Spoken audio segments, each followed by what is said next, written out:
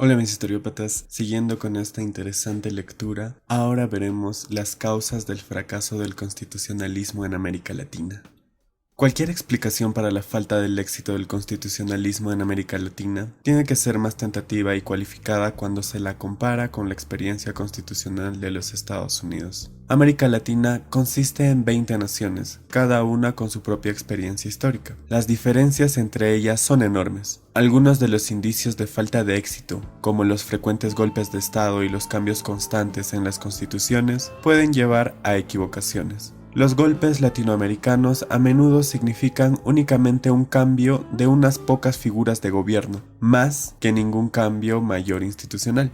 Las diferencias entre las viejas y las nuevas constituciones son a menudo esencialmente cosméticas. Además, el constitucionalismo ha sido exitoso por largos periodos en ciertos países latinoamericanos como Argentina, Brasil, Chile, Colombia, Costa Rica y Uruguay. La ausencia de un auténtico cambio revolucionario. Una de las paradojas de la historia de América Latina es que a pesar del gran número de cambios extraconstitucionales de gobierno, con las excepciones de Cuba, México y parcialmente Bolivia, los países latinoamericanos nunca han atravesado auténticas revoluciones sociales. Las guerras de independencia nunca efectuaron una revolución en el sentido de reestructurar la riqueza, el poder político y el sistema social. Una élite criolla, leal al depuesto rey español Fernando VII, inició las rebeliones. Estas rebeliones fueron disparadas no tanto por el deseo de autogobierno democrático como por la crisis de legitimidad creada por la invasión de Napoleón a España en 1808 y el subsecuente nombramiento de su hermano José en el trono español, el famoso Pepe Botellas. José no tenía sangre real y los revolucionarios criollos, como sus contrapartes en España, se rehusaban a aceptar a un plebeyo como rey.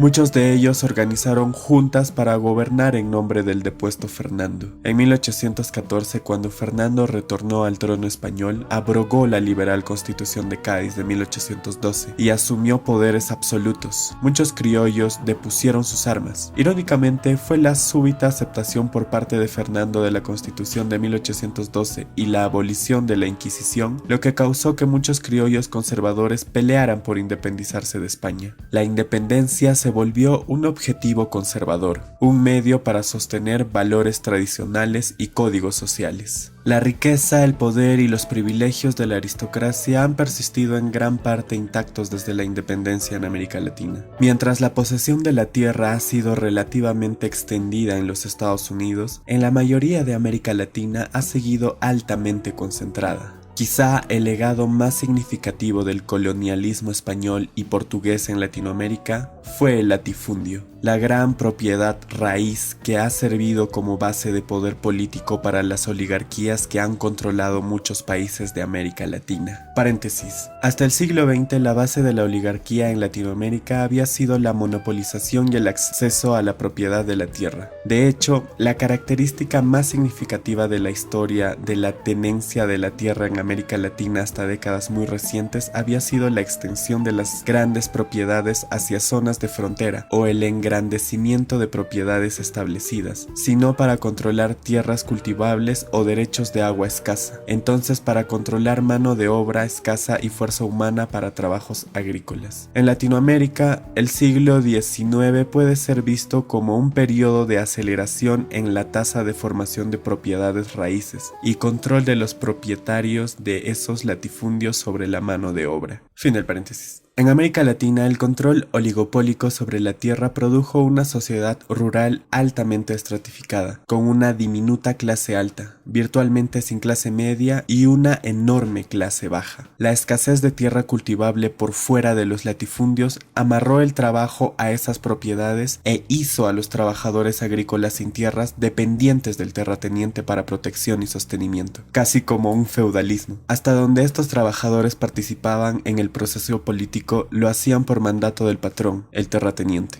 Como ha observado Octavio Paz, los principios liberales democráticos expresados en la Constitución de Estados Unidos corresponden a una realidad histórica, pues ellos fueron una expresión del ascenso de la burguesía y la destrucción del antiguo régimen. En la América española sirvieron meramente como modernos adornos, accesorios para la supervivencia del sistema colonial. Esta ideología liberal, democrática, lejos de expresar nuestra situación histórica concreta, la disfrazan y la mentira política se estableció a sí misma casi constitucionalmente. Inexperiencia con el autogobierno.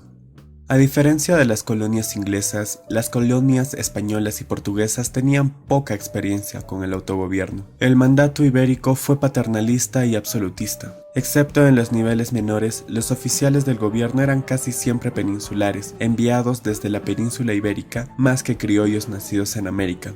En la larga lista de más de 750 virreyes, gobernadores y presidentes de audiencias aparecen menos de 20 criollos. Virtualmente la única representación para aquellos nacidos en las colonias ibéricas eran los cabildos, o sea, los consejos de sus ciudades. Estos consejos, sin embargo, rápidamente perdieron el poco poder y autonomía que habían disfrutado. Se volvieron oligarquías triviales y de poca importancia, más que instituciones representativas. Como se lamentó el más famoso de los líderes criollos, Simón Bolívar, fuimos dejados en un estado de perpetua infancia. Bolívar era agudamente consciente de la gran brecha entre los Estados Unidos y Latinoamérica respecto a sus habilidades para gobernarse a sí mismos. En su famoso discurso al Congreso de Angostura en 1819, Bolívar explicó por qué el modelo constitucional de Estados Unidos no funcionaría en Venezuela. Pero a pesar de las diferencias culturales y la falta de preparación para el autogobierno, la fascinación con el tipo de democracia constitucional implantada en los Estados Unidos ha persistido en América Latina, en gran parte como un modelo aspiracional.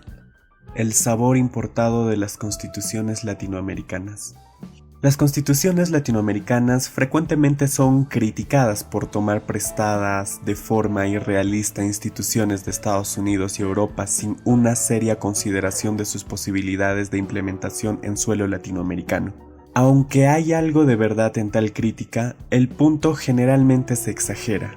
Las constituciones latinoamericanas reflejan tensiones inherentes entre tradiciones fundamentalmente conflictivas que continúan coexistiendo en la sociedad latinoamericana. Por un lado, reflejan la tradición liberal democrática importada conscientemente de Francia y Estados Unidos. Por otro lado, también reflejan la tradición autoritaria, corporativista y elitista heredada de España y Portugal.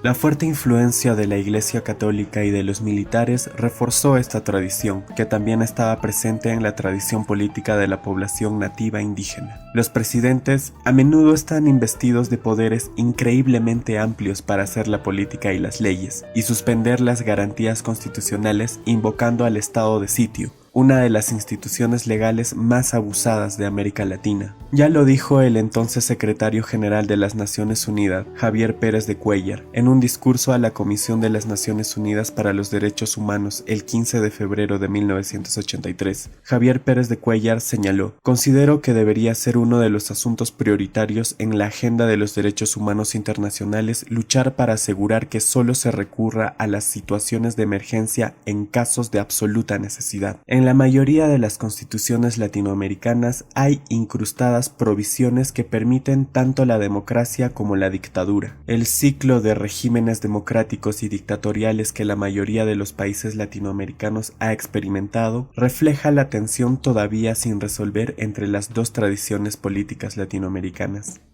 Las dificultades de establecer un principio de legalidad.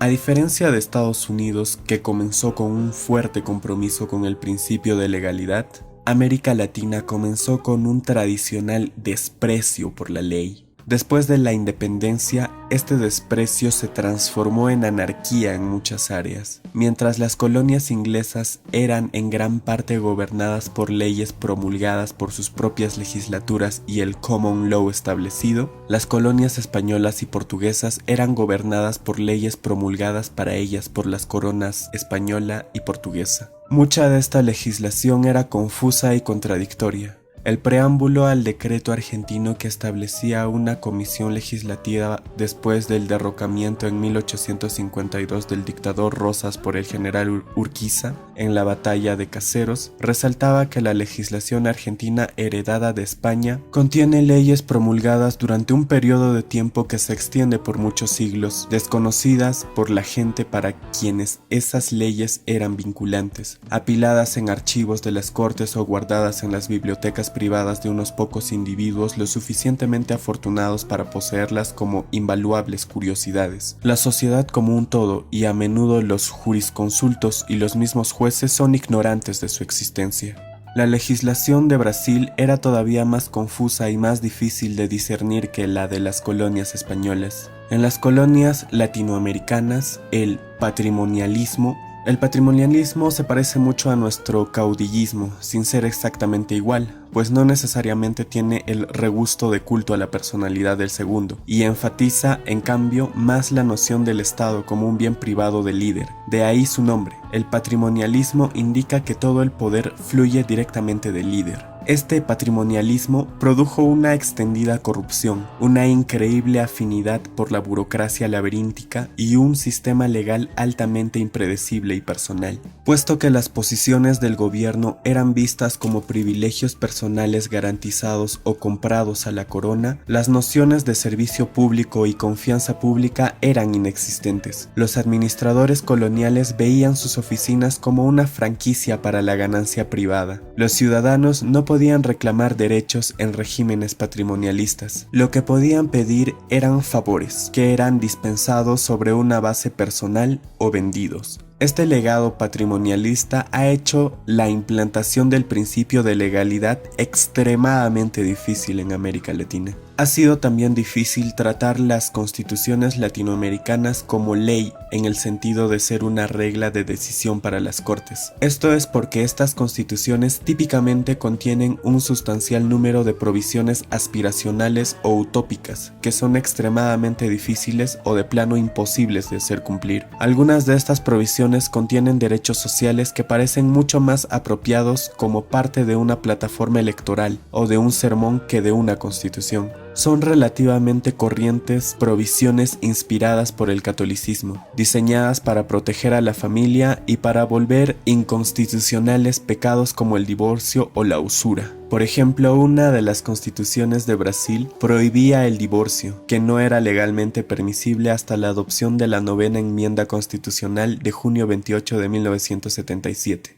En economías inflacionarias y sociedades donde los matrimonios se rompen a tasas similares a aquellas de otros países, tales normas inevitablemente producen un extendido desprecio por la Constitución. Desde la Primera Guerra Mundial, las constituciones latinoamericanas también han incluido una impresionante cantidad de legislación secular de bienestar social diseñada para proteger a los trabajadores, a los menos privilegiados o a la economía nacional. Por ejemplo, la Constitución de Venezuela ordena: todos tendrán derecho a la salud. Los siguientes dos artículos van en una línea aspiracional similar. La inclusión de estos deberes constitucionales positivos, obviamente imposibles de hacerse cumplir, llevan a los ciudadanos a ver la Constitución como un documento aspiracional, más que como una seria limitación a los poderes del gobierno. Dificultades para desarrollar instituciones procesales para controlar los abusos del poder ejecutivo.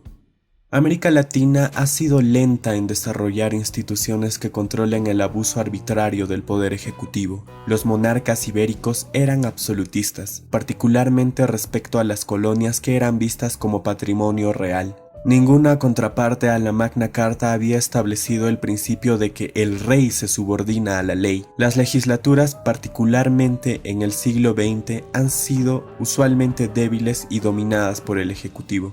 El poder judicial de los países latinoamericanos generalmente ha carecido de auténtica independencia. Latinoamérica es heredera de la tradición legal continental, en la cual el juez es más un servidor público de carrera que una fuerza política independiente. Aunque la mayoría de las constituciones latinoamericanas tratan de proteger la independencia judicial, estas garantías frecuentemente han sido inefectivas por la falta de un compromiso social bien asentado con el valor que tiene un poder judicial verdaderamente independiente. Aunque la mayoría de las constituciones latinoamericanas explícitamente contienen normas sobre el control judicial, las cortes a menudo carecen de recursos procedimentales para controlar efectivamente los abusos de poder del gobierno. Además, los jueces que valientemente se han atrevido a ejercitar el poder del control judicial para proteger derechos individuales y el principio de legalidad a menudo han descubierto personalmente la ineficiencia de las garantías constitucionales de posición vitalicia ante el dominio del Ejecutivo. No han sido tampoco un control efectivo las garantías de libertad de prensa. La censura, las clausuras durante el estado de sitio, la restricción a los subsidios de imprenta y la intimidación han sido técnicas corrientes para enmudecer las críticas al gobierno.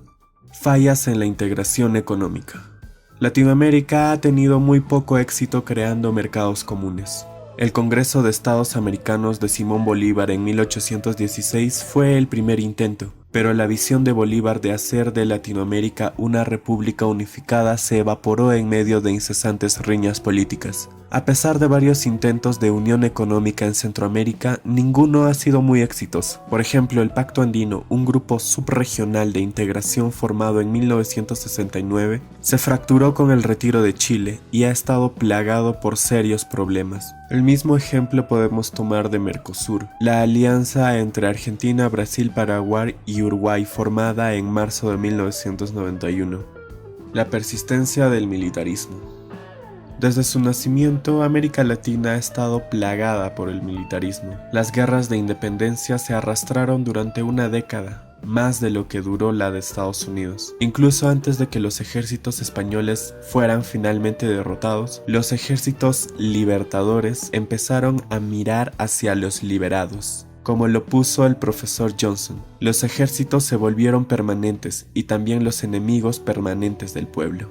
Desde 1823, cuando los peruanos adoptaron la primera constitución para aceptar el principio constitucional, los ejércitos permanentemente se han vuelto una característica aceptada y permanente de la vida política latinoamericana. Los analistas han estimado que antes de 1850 las asignaciones para estas armadas consumían más de la mitad de los presupuestos anuales de las nuevas repúblicas. La experiencia inicial de América Latina con el autogobierno estuvo caracterizada por tomas extraconstitucionales por caudillos y oficiales militares que mantuvieron a la región en un estado de constante alteración política. Una vez liberado, el genio del militarismo es extraordinariamente difícil de volver a meter a la botella. Solo Costa Rica, que abolió su ejército en 1948, ha resuelto exitosamente el dilema de asegurar el control civil sobre el aparato militar. No es coincidencia que Costa Rica tenga el mejor registro en Latinoamérica de apego al gobierno constitucional, a pesar del hecho de que, durante el último siglo, los militares en otros países se han considerado a sí mismos profesionales y por tanto alejados del foro político. Los militares latinoamericanos todavía consideran la intervención política su papel apropiado. Por otra parte, y muy importante,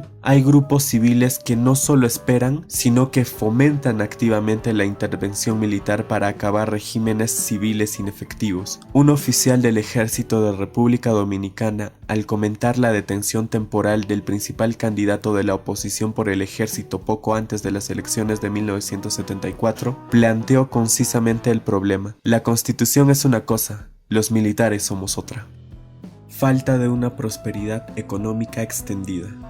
Latinoamérica no ha tenido el grado de éxito político y económico experimentado por los Estados Unidos y otras economías desarrolladas. Además, en la mayoría de países latinoamericanos, una pequeña élite se lleva una gran tajada del ingreso nacional. Las constituciones son mucho más difíciles de mantener si fracasan en entregar una prosperidad económica muy extendida. El éxito económico y el éxito constitucional están interrelacionados. En tiempos antiguos, los hombres enterraban su oro durante tiempos de revolución. En los países latinoamericanos agobiados por frecuentes golpes de estado, el capital es sepultado depositado en bancos extranjeros y en bienes raíces. América Latina necesita desesperadamente más capital, particularmente capital que sea canalizado en inversión productiva, más que capital en forma de préstamos a gobiernos que les permita armar burocracias todavía más grandes. Pero el fracaso en suministrar un marco institucional que asegure un alto grado de cumplimiento con la ley, las libertades personales y la propiedad privada solo exacerba las dificultades de la tarea básica de producir prosperidad económica. El fracaso del constitucionalismo en América Latina no puede curarse solo con cambiar el lenguaje constitucional, a pesar de la longeva creencia en Latinoamérica de que las constituciones y las leyes pueden hacer magia sin nada más, están bien esquematizadas. La historia ofrece evidencia convincente de que no se puede producir democracias efectivas solo adoptando constituciones democráticas. América Latina todavía está luchando con el tema de qué clase de constituciones deberían adoptar. Las constituciones no son panaceas que puedan curar problemas fundamentales sin resolver, como los sociales, económicos y políticos. Desafortunadamente, ningún modelo constitucional democrático tiene posibilidades de tener éxito hasta que las élites políticas dominantes acuerden respetar los resultados de las elecciones honestas y crear un clima político en el cual el poder puede genuinamente alternarse entre partidos. No es probable que el constitucionalismo funcione bien en América Latina hasta que el poder del gobierno esté menos concentrado y centralizado en el poder ejecutivo y el problema subyacente entre democracia y autoritarismo quede resuelto. Bueno amigos, gracias por acompañarme en esta lectura. Como siempre, las fuentes y referencias se las dejo abajo en la descripción del video. Y también cuéntame qué te parece esta interpretación angloamericana de las constituciones en América Latina. Espero que realmente te haya gustado esta trilogía de videos. Si te gusta este contenido y más, compártelo con la gente interesada. Los espero en un próximo video.